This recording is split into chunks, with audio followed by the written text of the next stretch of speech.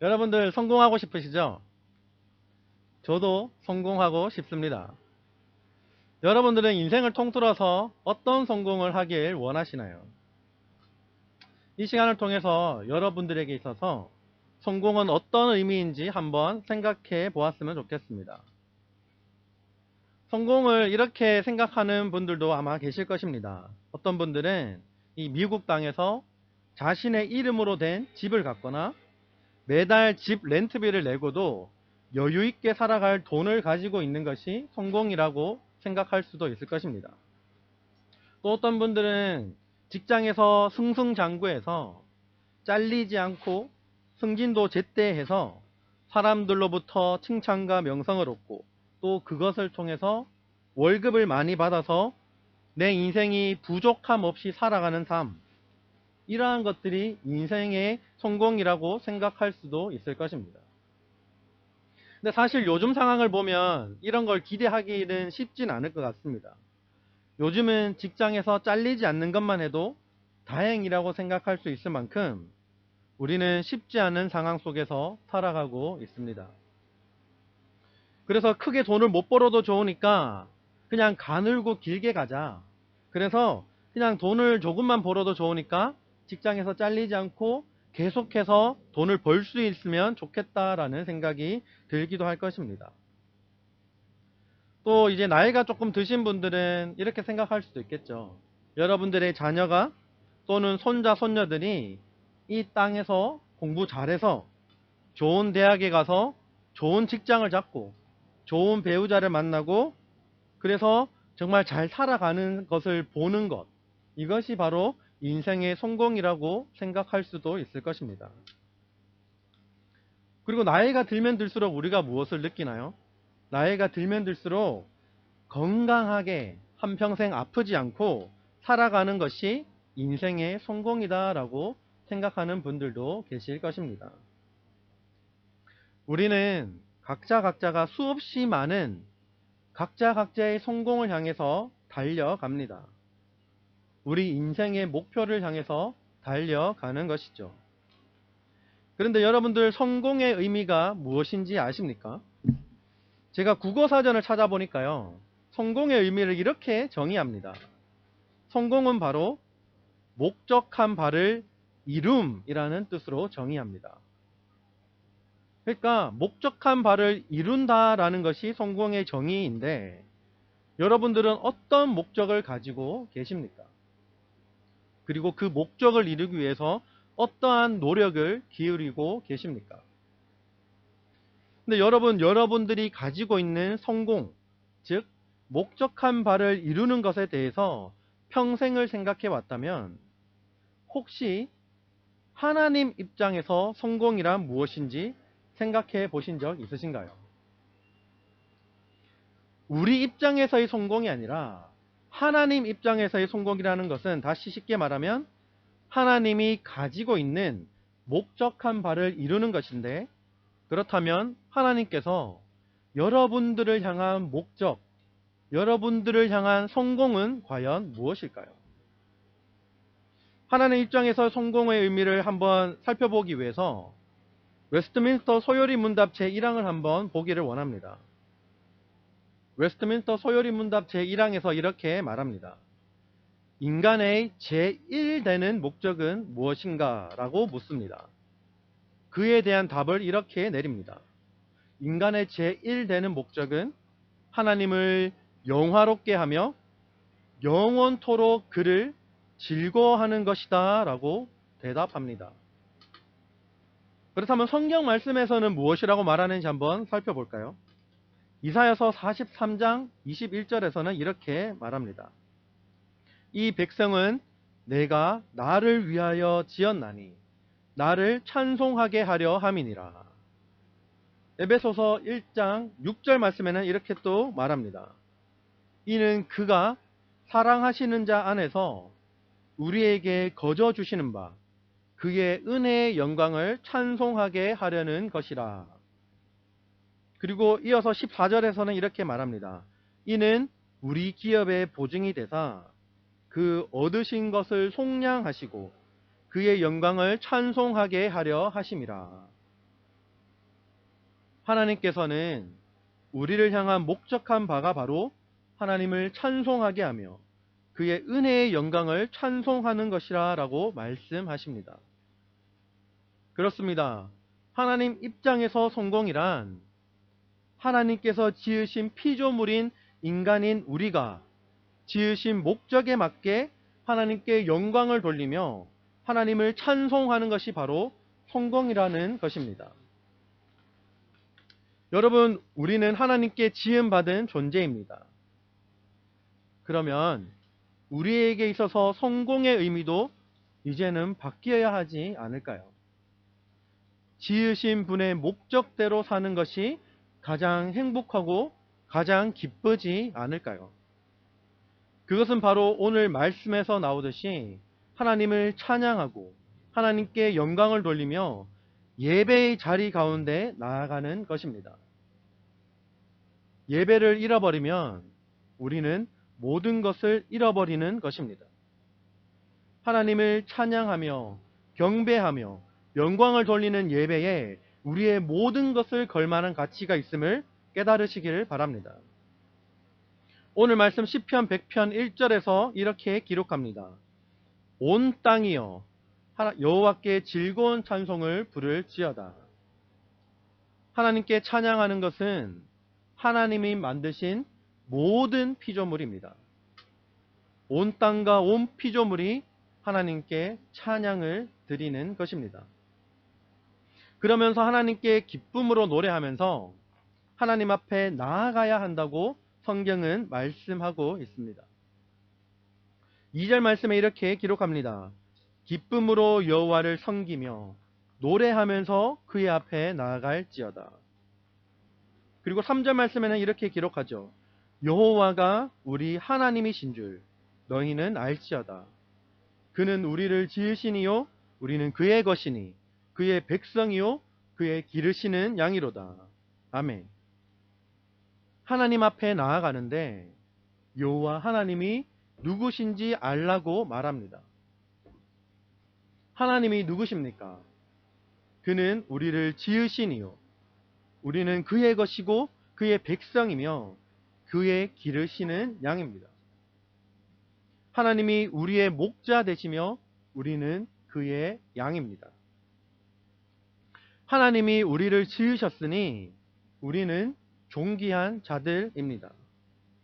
우리는 하나님의 것이고 그의 백성이기에 존귀한 자들입니다. 여러분은 존귀한 자입니다. 믿으십니까? 네, 아멘이 들리는 것 같습니다. 네, 아멘 하셨겠죠? 네, 여러분들 혹시 굉장히 오래된 프로그램인데요. 진품 명품이라는 프로그램을 보신 적 있으신가요? 한국에서 좀 여기에 오래 사신 분이시라면 또 모르실 수도 있겠는데 제가 어렸을 때 진품 명품이라는 프로그램을 본 적이 있습니다. 근데 거기에 보면 굉장히 오래된 물건을 가지고 나와서 감정을 받습니다. 물건의 감정 가격이 비쌀 때는 그 물건이 진품일 때와 그리고 더불어서 그 물건이 희소성을 가지고 있을 때 그 감정 가격이 굉장히 높이 올라갑니다. 어떤 경우는 제가 한 의뢰인이 나와서 도자기를 하나 맡겼는데요. 그 도자기가 조선시대 백자라고 판명이 난 것입니다. 그러면 그 값어치가 얼마나 될까요? 네, 몇십억 정도 되는 값어치를 제가 본 적이 있습니다. 여러분들, 우리가 물건을 살 때 한정판 그리고 한정품이라는 명칭이 붙는 물건이 있죠. 그러면 가격은 어떤가요? 가격은 굉장히 비싸집니다. 가격은 더 치솟게 되죠. 영어로는 여기서는 리미티드 에디션이라고 하더라고요. 근데 제가 예전에 본 것 중에 한 프로그램이 있는데 훈민정음에 대해서 방영을 하는 것을 본 적이 있습니다. 훈민정음 해례본이라는 이제 물건이 나왔는데 여러분들 훈민정음이 뭔가요? 조선시대 세종제왕이 창제했다는 것은 우리가 다 알고 있을 것입니다. 그런데 이 훈민정음에 대한 한문 해설서가 있는데 이것을 훈민정음 해례본이라고 합니다. 이 훈민정음 해례본이 발견되었는데 처음에는 이제 경상북도 안동에서 하나가 발견돼서 이제 하나밖에 없는 줄 알았다가 상주에서 해례본이 하나 더 발견이 된 것입니다. 엄청난 사건이죠. 이미 안동에서 발견된 해례본은 대한민국 국보로 지정이 되고 심지어는 유네스코 세계기록 문화유산으로 지정이 되어 있습니다. 근데 상주에서 해례본이 발견되었는데 여기에는 해설이 덧붙여져서 값어치가 더 엄청나다고 확인이 되었습니다. 그러면 훈민정음 이 상주본의 이 해례본이 감정 가격이 얼마나 되는지 아신가요 혹시? 제가 TV 프로그램을 보다가 굉장히 놀랐습니다. 이 값어치가 무려 1억도 아니고 1000억도 아니고 1조 원이라는 것입니다. 영어로 하면은 뭐 제가 한번 찾아보긴 했는데 트릴리온이라고 하더라고요. 트릴리온. 1조 원이라고 합니다. 엄청나죠. 값을 매길 수 없을 만큼의 문화재적 가치를 지니고 있다는 것입니다. 전 세계에 단 2개밖에 없는 해례본 중에 하나의 값어치가 1조 원이라는 것입니다. 근데 여러분, 제가 여러분들에게 드리고 싶은 말씀은 여러분들은 1조 원보다 존귀한 자입니다. 이 훈민정음 해례본보다 여러분들은 더 존귀한 자입니다. 왜냐하면 여러분들은 이 세상에 단 하나밖에 없는 존재이기 때문입니다. 여러분들은 리미티드 에디션 한정판 중에서도 한정판입니다. 하나님의 손길로 지어진 걸작품이 바로 여러분입니다. 세상이 사람의 생명에 대해서 매긴 생명보험의 액수가 여러분의 가치가 아님을 기억하길 바랍니다. 여러분은 값을 따질 수 없을 만큼 하나님께서 지으신 존귀한 자들입니다. 그러한 하나님의 지음받은 자로서 그리고 신자로서 하나님 앞에 나아갈 수 있는 특권을 누리시기를 바랍니다.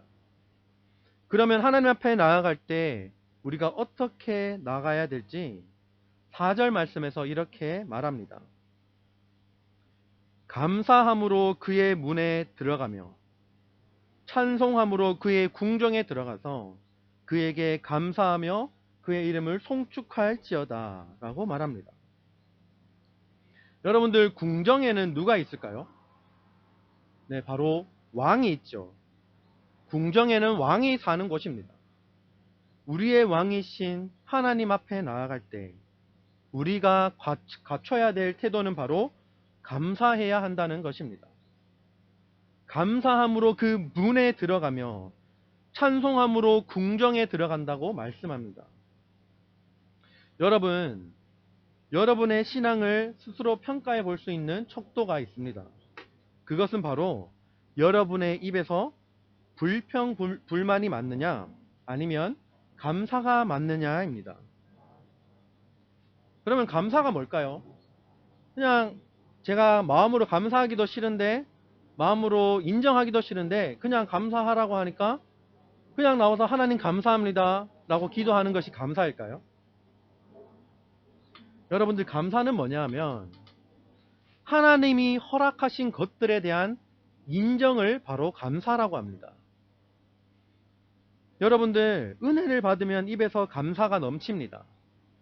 그러나 시간이 지나면 은혜가 사그라들고 입에서 원망과 불평이 자꾸 들어오게 됩니다. 조그만 거에도 하나님 앞에 원망하고 불평하며 주변 사람들에 대한 불평, 불만이 넘치게 되는 것이죠. 성경에서 보더라도 이스라엘 백성들을 보면 우리가 잘 알고 있습니다. 애굽에서 탈출하게 하실 때만 해도 하나님이 애굽에서 이스라엘 백성들을 탈출하게 할 때만 해도 좋았습니다. 하나님의 능력을 경험하였으며 모세를 통해서 일하시는 하나님의 전지전능하심을 직접 경험하였고 실제로 눈으로 홍해가 갈라지는 것을 보았습니다. 그런데 시간이 지나니까 광야 생활을 할 때 이스라엘 백성들은 어떠했습니까? 만나를 내려주신 하나님 앞에 이제 고기 좀 달라고 불평, 불만하기 시작합니다. 하나님 앞에 고기 달라고 원망합니다. 그러면서 한다는 말이 뭐냐면 차라리 이럴 거면 애굽으로 돌아가는 게 낫겠다라고 원망하고 불평합니다. 그런데 이에 대한 결과가 무엇입니까? 많은 이스라엘 백성들이 하나님에게 채찍을 맞았으며 광야에서 죽임을 당하게 됩니다. 우리는 이스라엘 백성들이 겪었던 일들이 이스라엘 백성들만 겪는 일이라고 생각해서는 안 됩니다. 우리는 동일하게 이스라엘 백성들과 같은 사람임을 잊어서는 안 됩니다. 언제나 우리는 우리 자신에게만 관심을 가지고 우리가 겪는 환경과 상황에만 집중하게 된다면 동일하게 하나님을 향한 불평과 원망이 생길 수 있다는 것입니다. 감사는 우리가 처한 환경보다, 그리고 우리가 처한 상황보다 하나님에게 초점을 맞출 때 나올 수 있는 것입니다. 그래서 우리는 범사에 감사할 수 있어야 하는 것입니다. 어느 순간부터 하나님이 주신 은혜를 잃어버리고 감사를 잃어버리고 원망과 불평이 새어나올 때 우리는 하나님과의 관계를 다시 한번 점검할 필요가 있습니다. 이스라엘 백성들은 조금만 힘들어도 가나안이라고 하는 목표를 잃어버리고 원망하였습니다. 지금 현실에 대한 관심이 더 많아졌기 때문이죠. 지금 현실에 만나보다 더 맛있는 고기를 먹고 싶은 것에 내 초점이 가 있었기 때문에 이스라엘 백성들은 원망하고 불평했던 것이죠. 우리의 인생도 동일합니다. 우리가 생각한 대로 이루어지지 않고 내가 생각한 바대로 내 인생이 나아가지 않을 때 모든 것이 실증이 나고 힘들고 어렵고 상황은 점점 나아질 기미가 안 보이고 지금은 더욱더 코로나 때문에 더욱더 힘든 시기를 보일지라도 우리의 목표를 잃어버려서는 안 된다라는 것입니다. 우리는 이 땅에 영원히 사는 사람이 아닙니다. 우리의 목표는 영원한 하나님의 나라입니다. 하나님 나라에서 영원한 생명을 누리는 그날을 기대하며 믿음으로 현재 상황이 어떠하든지 간에 뚫고 나갈 수 있는 삶을 살아가는 것. 우리는 이러한 삶을 살아가야 하는 것입니다. 우리의 인생 끝에 영원하고 영광스러운 하나님 나라가 있음을 믿음으로 기대하며 그것을 바라보며 살아갈 때 우리에게 감사가 회복될 것입니다. 여러분들 혹시 송명희 시인이라고 아시나요? 나라는 찬양을 지은 시인으로 유명한데 사실 이게 처음에 시로 나왔는데 최덕신 씨가 이것을 찬양으로 바꾼 것입니다. 송명희 시인은 한국에서 어렸을 때부터 뇌병변 장애인을 가지고 태어났습니다. 여러분들 뇌병변 장애인을 혹시 보신 적이 있으신가요? 저는 사실 제가 봉사를 할 때 뭔가 실습을 할 때 장애인 센터에서 한번 실습을 했던 적이 있습니다. 근데 거기서 뇌병변 장애인을 만나서 그들을 돌보고 그들과 함께 했던 시간들이 한 달여 가량 있었는데요. 저는 실제로 처음에 뇌병변 장애인을 보고 굉장히 많이 놀랐었습니다. 왜냐하면 그 장애의 정도가 그 정도까지 심할 줄은 몰랐거든요. 그런데 제가 봤던 대부분의 뇌병변 장애인을 겪고 있는 친구들은 굉장히 힘들게 살아가고 있었습니다. 고개도 제대로 못 펴고 말도 제대로 못하며 몸도 항상 비비 꼬고 있어야 되는 자기 의지대로 안 되는 그러한 장애를 가지고 있던 친구들을 함께 보았습니다. 근데 이 송명희 시인이 자신의 그러한 처지를 비관하며 방관하며 매번 하나님 앞에 불평불만하다가 어느 순간 하나님 앞에 기도하면서 골방에 혼자 눈물 흘리며 기도할 때 하나님의 세미한 음성이 들렸다라고 합니다. 그때 송명희 시인이 하나님의 세미한 음성, 자신에게 말하는 그 위로의 말씀을 받아 적었던 것이 바로 나라는 찬양입니다. 나라는 찬양의 가사가 대충 이렇게 됩니다.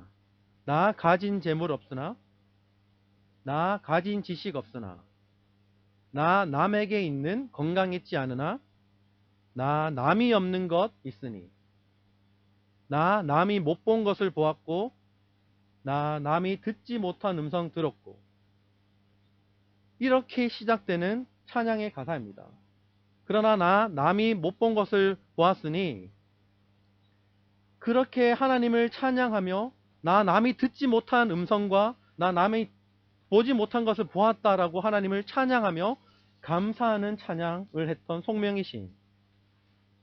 여러분들, 송명희 시인과 같이 우리가 우리의 상황이 어떠하든지 간에 우리는 감사할 수 있어야 한다는 것입니다. 그것은 바로 하나님에게 초점을 맞출 때, 우리가 하나님을 바라보며 하나님 앞에 나아갈 때, 왕이신 하나님 앞에 있는 그 궁정에 우리가 예배의 자리 가운데 나아갈 때 그것이 가능하다라는 것입니다.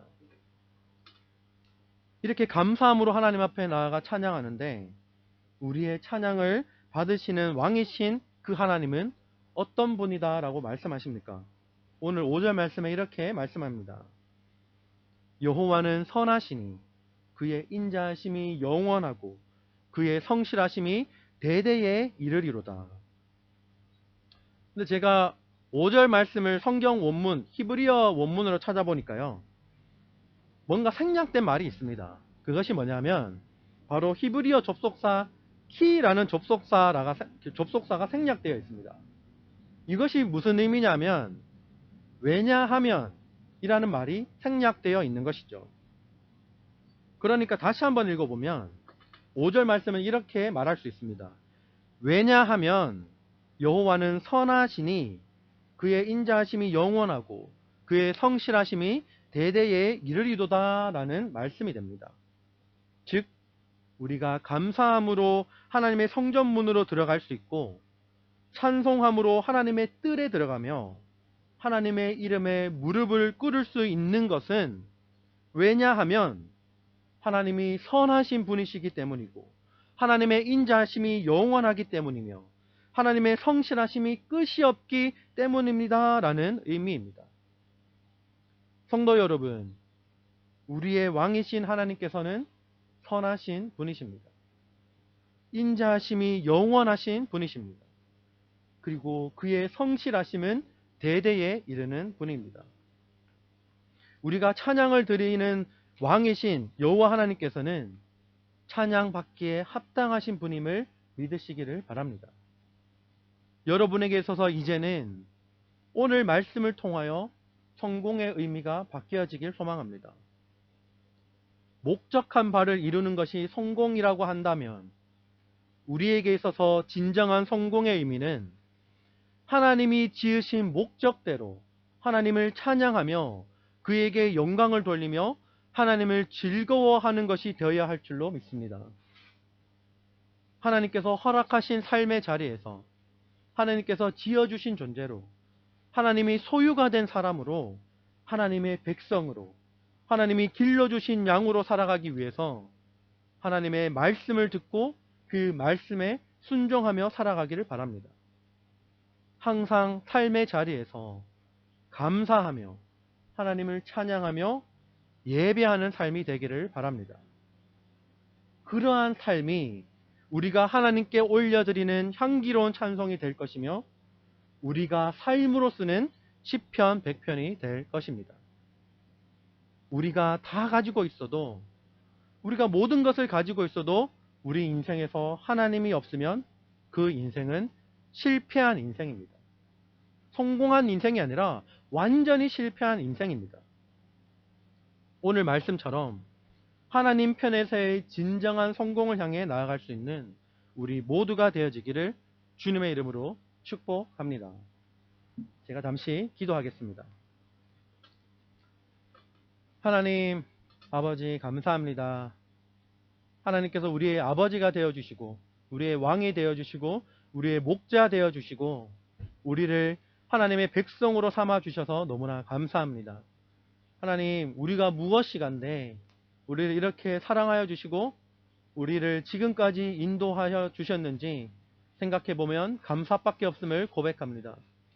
하나님 오늘 말씀처럼 우리가 가진 상황과 우리가 처한 상황과 하나님 열악한 상황과 환경에 집중하는 것이 아니라 온전히 하나님께 집중하게 하여 주시고, 그렇게 할 때에 우리에게 감사와 찬양과 하나님 우리에게 은혜가 회복될 수 있도록 인도해 주시옵소서.